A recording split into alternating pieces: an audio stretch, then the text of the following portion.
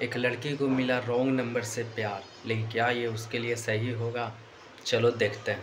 Movie की शुरुआत में सत्या नाम की लड़की बस में आती है और विशाखापट्टनम बस स्टैंड में उतरकर जाने लगती है। कंडक्टर उसको बुलाकर उसका चेंज देता है। वो चेंज लेकर जाने लगती है पर बहुत नर्वस दिखती है क्योंकि वो अपने गांव से शहर में पहली बार आई है। वो अपने फ्रेंड को कॉल करके इन्फॉर्म करती है कि मैं सेफ जगह पहुंच गई हूँ। वो किसी और को भी कॉल करती है लेकिन कॉल कनेक्ट नहीं होता। बस स्टैंड में तरह तरह के लोग होते हैं। एक आदमी किसी का पॉकेट मारकर भागता है, दूसरा आदमी लगेज उठाते हुए सत्या को घूर रहा होता है और पूछता है कि तुम्हें कहाँ जाना है। सत्या डर के मारे कोई जवाब नहीं देती और उस आदमी से दूर चली जाती है, पर वो आदमी अपने दोस्त के साथ उसको फॉलो करता है। सत्या एक पुलिस ऑफिसर को देखती है और उसके पास खड़ी हो जाती है, पर कुछ ही देर में पुलिस ऑफिसर चला जाता है। अब वो दोनों फिर से सत्या को फॉलो करते हैं। सत्या पैसे देकर बस स्टैंड के बाथरूम में चले जाती है और टॉयलेट लॉक करके फिर से किसी नंबर को कॉल करती है, लेकिन वो जिसे कॉल कर रही है वो फोन नहीं उठाता। सत्या यहाँ क्यों आई और ये किसे फोन कर रही है, ये हमें फ्लैशबैक में दिखाया जाता है। सत्या और उसकी फ्रेंड दीपा एक छोटे गाँव में अपने पेरेंट्स के साथ रहती है। दोनों किसी काम से टाउन जा रही होती है, पर जाने से पहले सत्या कृष्णा मंदिर में एक गुड़िया रखकर प्रार्थना करती है कि मेरे आने तक इसका ध्यान रखना भगवान। दूसरे गांव में मुरली नाम के ऑटो ड्राइवर को दिखाते हैं जो रोज बच्चों को स्कूल में ड्रॉप करता है और पिकअप करता है। लास्ट मोमेंट में एक औरत कहती है कि आज मेरे बेटे को भी स्कूल छोड़ दो ना, पर मुरली कहता है कि देखो ऑटो ऑलरेडी फुल है, एक्स्ट्रा बच्चे को ले जाना सेफ नहीं होगा। तभी एक आदमी कहता है कि वाह, आजकल ऑटो ड्राइवर्स एक्स्ट्रा पैसे लेके ज्यादा लोगों को लेके जाते हैं, लेकिन तुम तो भाई बहुत अच्छे हो, तुम बच्चों की सेफ्टी का बहुत ध्यान रखते हो। मुरली बच्चों को स्कूल में ड्रॉप कर लेता है। तभी उसे हॉस्पिटल की सवारी मिलती है और वो उस औरत को हॉस्पिटल लेके जाता है।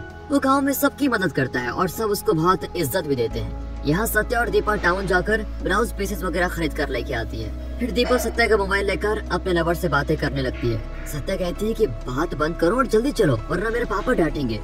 देख सत्या, मेरे पास फोन होता तो मैं तुझसे क्यों मांगती, थोड़ी देर मुझे अपने लवर से बात करने देना। जब तुझे प्यार होगा तब तुझे पता चलेगा कि कॉल काटना कितना मुश्किल होता है। सत्या कहती है कि ये भी कोई फोन है, सिटी में लोग कितने शानदार फोन यूज करते हैं। उनके गांव में राजू नाम का एक अमीर आदमी रहता है। इस गांव में उसकी एक मिल होती है और वो कई बिजनेसेस चलाता है और राजू सत्या को पसंद भी करता है, लेकिन सत्या को उसमें कोई इंटरेस्ट नहीं है। वो हमेशा उसको इग्नोर करके चली जाती है। घर जाते ही सत्या के पिता पूछते हैं कि इतनी देर कहाँ घूम कर आ रही हो। लगता है वो बहुत ही स्ट्रिक्ट टाइप के इंसान है। यहाँ मुरली के दोस्त शराब पीकर जुआ खेलते हैं और मुरली को भी बुलाते हैं, लेकिन वो कह देता है कि भाई मैं सिर्फ मेहनत की कमाई पे खुश हूँ। अगली सुबह दीपा अपनी भाभी का एंड्रॉइड फोन लेकर सत्या के घर आती है, पर सत्या के पापा फोन छीनकर कहते हैं कि फोन की वजह से कई मुसीबतें खड़ी हो सकती हैं। सत्या से मिल लो और जाते वक्त मुझसे अपना फोन ले लेना। अब दीपा सत्या से कहती है कि मैं तुम्हें कैमरा फोन दिखाने आई थी, लेकिन तुम्हारे पापा ने तो फोन ले ही लिया। सत्या उसको एक लीफलेट दिखाकर कहती है कि इस नए शोरूम में एंड्रॉइड फोन 7,000 में बिक रहा है। मैंने 5,000 जमा कर लिए हैं और बाकी के पैसे जमा करके मैं कैमरे वाला फोन खरीदूंगी। कुछ देर बाद सत्या मंदिर के लिए निकलती है। उसके पापा ने उसका फोन छुपा रखा था, लेकिन वो ढूंढ निकालती है। जाने से पहले उसकी माँ उसे कस्टमर को कॉल करके इन्फॉर्म करने को कहती है कि उनका ब्लाउज तैयार हो गया है।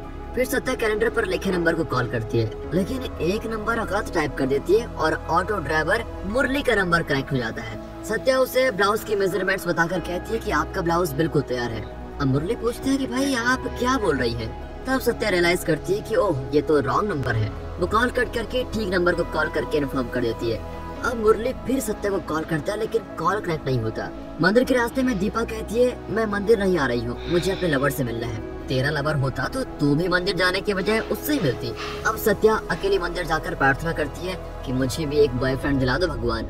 तब मुरली कॉल करके कहता है कि मुझे आपसे बात करनी है। सत्या मना करती है कि मैंने गलती से आपका नंबर डायल कर दिया था, दोबारा फोन मत कीजिएगा प्लीज। ये कहकर सत्या फोन रख देती है। दूसरी ओर राजू कपड़ों की नई दुकान खोल रहा होता है। उसकी माँ कहती है कि जब तुम्हारे इतने सारे बिजनेसेस हैं तो इस दुकान की क्या जरूरत पड़ गई तुम्हें। राजू का दोस्त बहुत धीमी आवाज में कहता है कि कपड़े की दुकान में सत्या जो आएगी इसलिए तो दुकान खोल रहा है आपका लड़का। राजू की माँ जानती है कि राजू सत्या को चाहता है, लेकिन वो इस बात से खुश नहीं है। वहाँ मुरली मोबाइल रिचार्ज करने जाता है, तभी एक लड़की 99 का रिचार्ज करने आती है। मुरली उसे पहले रिचार्ज करने देता है क्योंकि हाँ, मुरली एक अच्छा आदमी है। मुरली का इतना अच्छा स्वभाव सभी को बहुत पसंद आता है। वो अपने दोस्तों के साथ वक्त बिताता है, लेकिन उनके साथ ना तो ताश खेलता है और ना ही शराब पीता है। एक दिन सत्या एक फंक्शन में होती है। जब मुरली कॉल करता है तो सत्या बार बार रॉन्ग नंबर कहकर कॉल काट देती है, लेकिन जब भी वो फिर से कॉल करता है तो सत्या पूछती है कि आप मुझे इस तरह परेशान क्यों कर रहे हैं। मुरली कहता है कि आपकी आवाज में जादू है, बहुत सुरीली है, इसलिए आपका नाम जानना चाहता हूँ। तब सत्या के पापा पूछते हैं तो वो कहती है कि कस्टमर केयर को कॉल कर रही थी, बस और कुछ नहीं। लेकिन वो मुरली का कॉल नहीं काटती और मुरली वहाँ की सारी बातें सुन रहा होता है। अब सब मिलकर पहेलियों को सुलझाने का खेल खेलते हैं। पहली होती है कि वो क्या है जो पैदा होने पर बड़ी होती है लेकिन मरते वक्त छोटी होती है। बच्चे पेंसिल कहते हैं, लेकिन तभी मुरली मैसेज करता है और सही आंसर है मोमबत्ती। अब सत्या मैसेज देखकर जवाब बताती है और वही सही जवाब होता है। अगली पहेली पर भी वो मुरली की मदद से ठीक जवाब दे देती है। अब एक बुजुर्ग अपनी पहेली गा कर सुनाता है। इसका जवाब तो मुरली भी नहीं जानता, लेकिन पहेलियां बुझाने के बहाने मुरली ने सत्या के साथ बातचीत शुरू कर दी है। अब वो अक्सर सत्या को कॉल करता है, लेकिन सत्या अभी भी उसको अवॉइड करने की कोशिश करती है। दूसरी ओर राजू अपनी दुकान खोलता है और पहले दिन सारे गाँव वालों को इन्वाइट करता है। सत्या अपने पापा के साथ जाकर एक ड्रेस खरीदती है। जब वो पैसे देने जाती है तो राजू कहता है कि अरे नहीं, आज खरीदने वालों को डिस्काउंट दे रहा हूँ। राजू की माँ कहती है कि अगर सभी को डिस्काउंट दे दोगे तो दुकान कैसे चलेगी, दुकान क्यों खोली तुमने। फिर वो सत्या के पापा से कहती है कि जवान लड़की को घर में रखोगे तो सबकी नजर उस पर पड़ेगी, जल्दी शादी करवा दो। इस तरह बेहुदा बात बोलकर वो उनकी इंसल्ट करने लगती है। इससे सत्या के पापा को बहुत बुरा लगता है, लेकिन वो कुछ कह नहीं पाते क्योंकि वो राजू की मिल में ही काम करते हैं। घर जाकर सत्या बहुत दुखी बैठी होती है। तभी मुरली कॉल करता है तो वो उसे दुकान में हुई बात बताती है। मुरली फिर उसे दिलासा देता है कि सब कुछ ठीक हो जाएगा, तुम टेंशन मत लो। इस तरह वो मुरली से अपनी लाइफ में हो रही सभी बातें शेयर करने लगती है। वहाँ कॉलेज के लड़के लड़कियों को टीज कर रहे होते हैं। मुरली उन्हें डरा धमका कर वहाँ से भेज देता है और लड़कियों को अपने ऑटो में लिफ्ट देता है। इतना नहीं, वो उन्हें अपना नंबर भी देकर कहता है कि इस तरह की कोई इमरजेंसी हो तो मुझे फोन कर देना। लड़कियों के प्रति उसका अच्छा बर्ताव देखकर वो उसको थैंक यू कहकर चली जाती है। यहाँ सत्या की बहन एक लड़की के साथ साइकिल में घर आती है। उसके पापा उसको मारने के लिए दौड़ते हैं। वो विनती करती है कि वो भैया मेरे स्कूल में 10th में पढ़ते हैं, रोज इतनी दूर पैदल जाने से मेरा पैर दुखता है और भैया इसी रास्ते से जा रहे थे, इसलिए मैं उनके साथ आ गई। या तो मुझे साइकिल दिलवा दीजिए या फिर मैं स्कूल नहीं जाऊंगी। अब उसकी बात तो जायज है, लेकिन अब साइकिल के पैसे कहाँ से आएंगे। तभी सत्या अपनी सेविंग से 5000 रूपए निकाल कर देती है जो उसने मोबाइल खरीदने के लिए इकट्ठा किए थे। वहाँ मुरली अपनी 2 बड़ी बहनों को लेकर ऑटो में जा रहा होता है। वो कहती है कि यूनिफॉर्म पहन लो वरना पुलिस पकड़ लेगी। आगे जाकर पुलिस उसे रोककर पूछती है कि ये दोनों कौन है। वो बताता है कि ये मेरी बड़ी बहनें हैं, हम मूवी देखकर लौट रहे हैं। वो गाड़ी के पेपर चेक करके उसको भेज देते हैं। दोनों बहनें डिस्कस करने लगती हैं कि लड़कियों को रात में बाहर देखकर पुलिस को हमेशा उन पर शक ही होता है। मुरली कहता है कि नहीं, ऐसा कोई रूल नहीं है कि लड़कियां रात को बाहर नहीं जा सकती। अगले दिन सत्या की बहन उसे जल्दी जल्दी गांव के दूसरे कोने में लेके जाती है। वहाँ राजू की दुकान का एक बैनर लगा होता है जिसमें सत्या की फोटो होती है। अब अपनी फोटो को बैनर में देखकर सत्या बड़ी खुश होती है, लेकिन उसे डर होता है कि पापा क्या कहेंगे। अब बैनर देखकर सत्या के पापा दुकान जाकर राजू पर चिल्लाते हैं कि मैं आपकी मिल का नौकर जरूर हूँ, लेकिन आप सरेआम मेरी बेटी की फोटो लगाकर मेरा अपमान नहीं कर सकते। ये कहकर वो चले जाते हैं।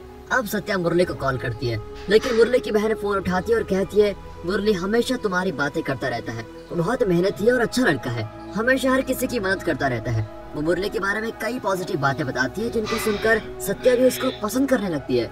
फिर वो मुरली को बताती है कि मैं तुम्हारे बारे में सब कुछ जान चुकी हूँ। अच्छा, क्या जान चुकी हो? अरे यही कि तुम बहुत अच्छे इंसान हो और सबकी मदद करते हो।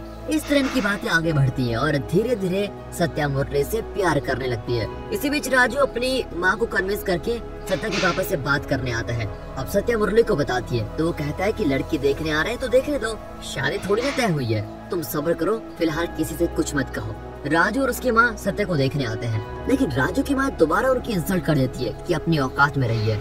अब सभी बहुत दुखी होते हैं, लेकिन सत्या बहुत खुश होती है कि रिश्ता बनता ही नहीं है। अब मुरली से बातें करते हुए सत्या की लव लाइफ बहुत खुशी से चल रही होती है।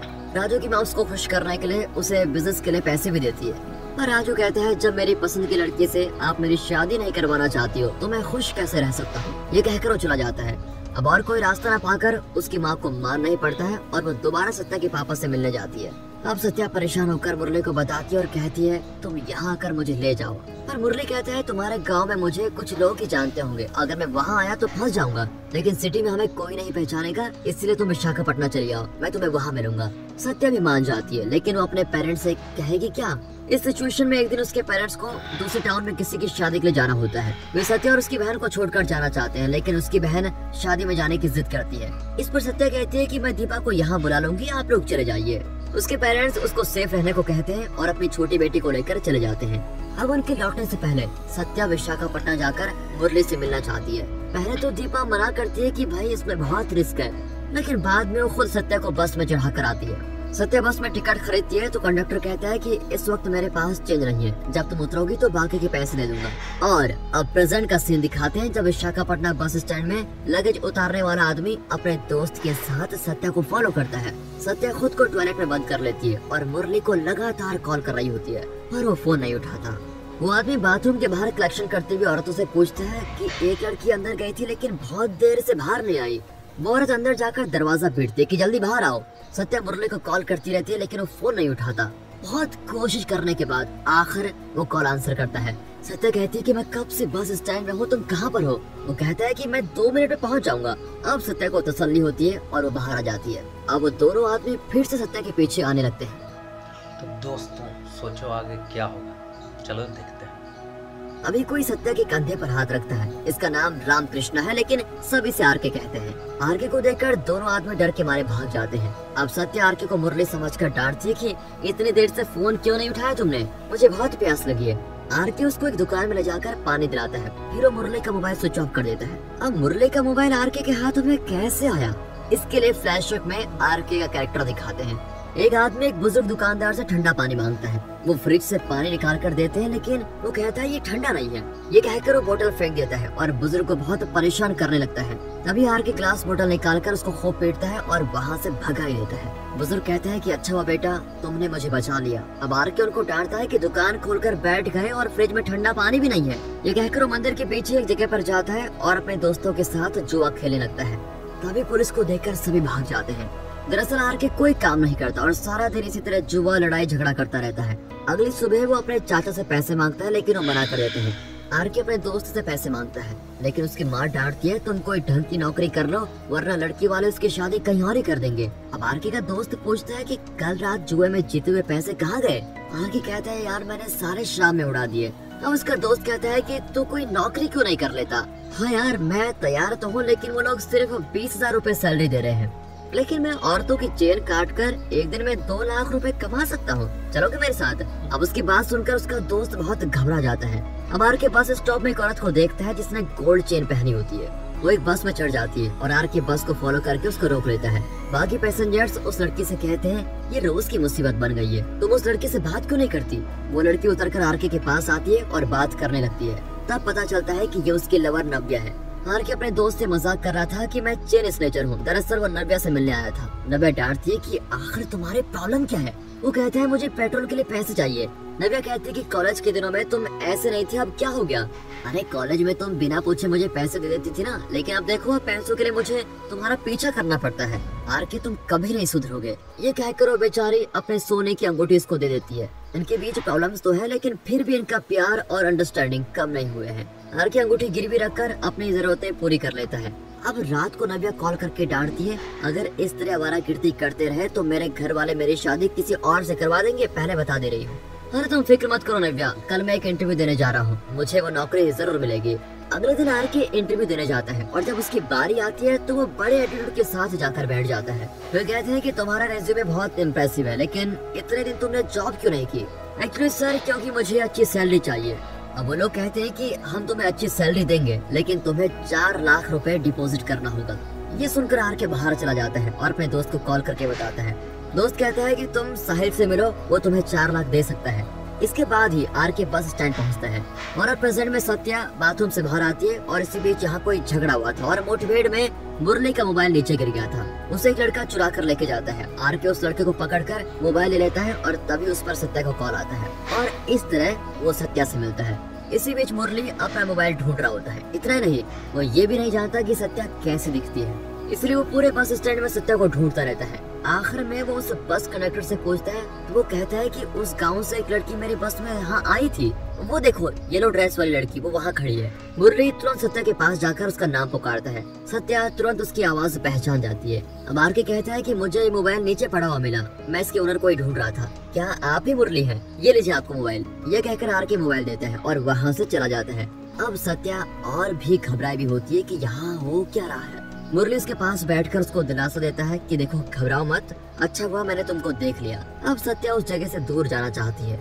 मुरली उससे बड़े प्यार से बात करता है और सत्या की घबराहट कम हो जाती है। दोनों बातें करते हुए एक पार्क में जाकर बैठते हैं। उनके ठीक पीछे आकर आरके बैठ जाता है और देख रहा होता है। उसको देखकर सत्या फिर घबराती है। मुरली उठकर आरके के पास जाता है और कहता है तुम हमें फॉलो क्यों कर रहे हो, तुम्हें क्या चाहिए। आरके कहता है कि ये तुम्हारा पार्क नहीं है समझे। दोनों में बहस होती है और इस बात पर हाथापाई भी शुरू हो जाती है। अब इनको रोकने के लिए सत्या बीच में आती है, लेकिन आरके उसको कीचड़ में धकेल देता है। इतने में भीड़ जमा हो जाती है और पुलिस भी आ जाती है। वे सब आरके की ओर इशारा करके बताते हैं कि इसी आदमी ने मारना शुरू किया था और इस लड़की को धक्का भी दिया। पुलिस के पूछने पर आरके बताता है कि मैं एक इंटरव्यू के लिए आया था। वे आरके को वार्न करके भेज देते हैं। अब आरके अपने दोस्त को कॉल करके बताता है कि एक आदमी ने मुझ पर हाथ उठाया, मैं उस आदमी को नहीं छोड़ूंगा। फिर दोनों मिलकर एक बार में जाते हैं। यहाँ मुरली और सत्या ड्रेस खरीदते हैं और चेंज करने के लिए मुरली उसको एक लॉज में लेके जाते हैं। फिर कमरे में जाकर दोनों रोमांस करने लगते हैं। अब सत्या कहती है कि तुम अपनी टी शर्ट उतार कर दे दो, मैं वॉश कर दूंगी।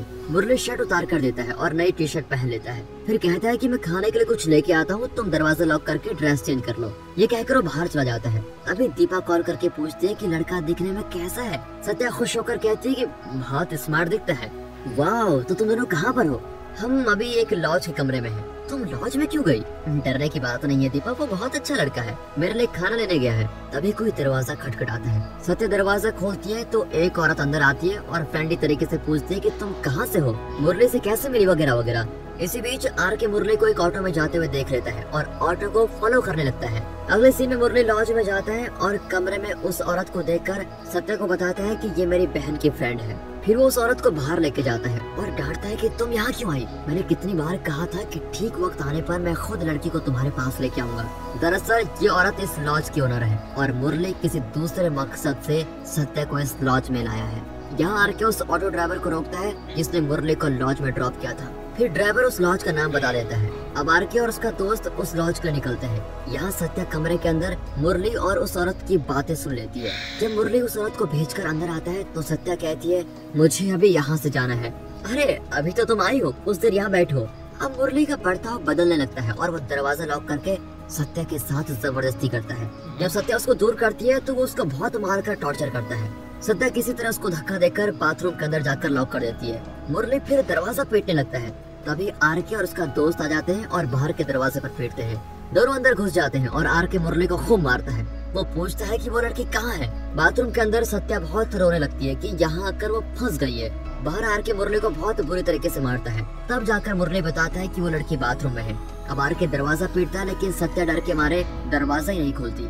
आरके दरवाजा तोड़कर अंदर जाता है और सत्या को समझाने की कोशिश करता है मैं तुम्हें बचाने आया हूँ, मुझ पर विश्वास करो। पर सत्या बहुत घबरा जाती है। आरके उसको हिम्मत देता है कि देखो रो मत, हिम्मत से काम लो और यहाँ से बाहर चलो। सत्या उसके साथ बाहर आती है। तब आरके सत्या को बताता है कि जब मुझे इस आदमी का फोन मिला तो उस पर एक औरत का कॉल आया था। वो बोल रही थी कि उस लड़की को जल्दी से एक्सपोर्ट कर दो। मुझे लगा कि ये आदमी तुम्हें सेक्स ट्रेड में फंसाने वाला है, इसलिए मैंने मोबाइल स्विच ऑफ कर दिया था और तुम्हें बचाने की कोशिश की थी। लेकिन तभी मुरली आ गया और मुझे उसका मोबाइल उसको लौटाना पड़ा। पर मुझे शुरू से लगा था कि कुछ गड़बड़ है, इसलिए मैं तुम दोनों को फॉलो करके पार्क में आया था। लेकिन वहाँ इसने मुझ पर हाथ उठाकर मेरे ईगो को ठेस पहुंचाई थी, इसलिए इसको मारने के लिए मैं यहाँ चला आया और इस तरह आरके ने सत्या को बचा लिया है। शुरू से पब्लिक की नजरों में मुरली ने खुद के लिए अच्छे आदमी की इमेज बना दी थी ताकि किसी का ध्यान उसके इस अश्लील बिजनेस पर जाए ना। उसने खासकर लड़कियों का विश्वास जीता हुआ था। शुरू में मोबाइल रिचार्ज शॉप में उसने एक लड़की को पहले रिचार्ज करने गया था। सच तो यह है कि मुरली उसका फोन नंबर सुन रहा था। बाद में उसने उस लड़की को भी रॉन्ग नंबर के बहाने फोन किया और सत्या की तरह उसको भी फंसा लिया था। फिर कॉलेज गर्ल्स को टीजर से बचाकर उसने अपना फोन नंबर दिया ताकि इमरजेंसी में वो फोन करे। उसका असली मकसद था उनका विश्वास जीतना, उनका फायदा उठाना और उन्हें किसी के हाथों बेच देना। जब आरके को उस पर शक हुआ तो उसने नव्या को फोन करके बता दिया था। नव्या ने उसको सत्या की मदद करने को कहा था, इसलिए वो सत्या और मुरली को फॉलो कर रहा था। आरके कोई नौकरी नहीं करता लेकिन फिर भी नव्या को विश्वास है कि वो एक अच्छा इंसान है। इसी विश्वास पर उनकी रिलेशनशिप टिकी हुई है। नव्या सत्या से बात भी करती है और कहती है कभी कभी लाइफ में बुरा भी हो जाता है, उसको लेकर हमें सिकुड़ कर बैठने की जरूरत नहीं है। तुम फिक्र मत करो, तुम जहाँ जाना चाहती हो आरके तुम्हें वहाँ छोड़ देगा, उसके साथ जाना बिल्कुल सेफ है। अब आरके सत्या से पूछता है कि तुमको कहाँ जाना है, मैं ड्रॉप कर दूंगा। सत्या कहती है कि मैंने कभी समुद्र नहीं देखा है, क्या आप मुझे समुद्र दिखाएंगे? फिर आरके उसे बीच में लेके जाता है। सत्या समुद्र की लहरों में अपने पैर भिगोकर कुछ देर खड़ी रहती है। फिर आरके उसे बस स्टैंड छोड़ देता है और वो अपने गाँव लौट आती है। नव्या ने मुरली के बारे में पुलिस को इन्फॉर्म कर दिया था। वे मुरली को ह्यूमन ट्रैफिकिंग के लिए अरेस्ट कर देते हैं और उसकी 2 बहनों को भी पकड़ लेते हैं। इंटरोगेशन में पता चलता है कि वो दोनों मुरली की कोई नहीं लगती। वे लड़कियों को फुसलाकर उन्हें अपने जाल में फंसा रही थी। यहाँ सत्या राजू की दुकान में कुछ खरीदने जाती है। राजू पूछता है, मैं तुम्हारे फैसले का इंतजार करूंगा, तुम कब जवाब दोगी? सत्या कहती है कि हम दोनों इसी गांव में तो रहने वाले हैं, फिर जल्दी क्या है, मैं सोचकर जवाब जरूर दूंगी।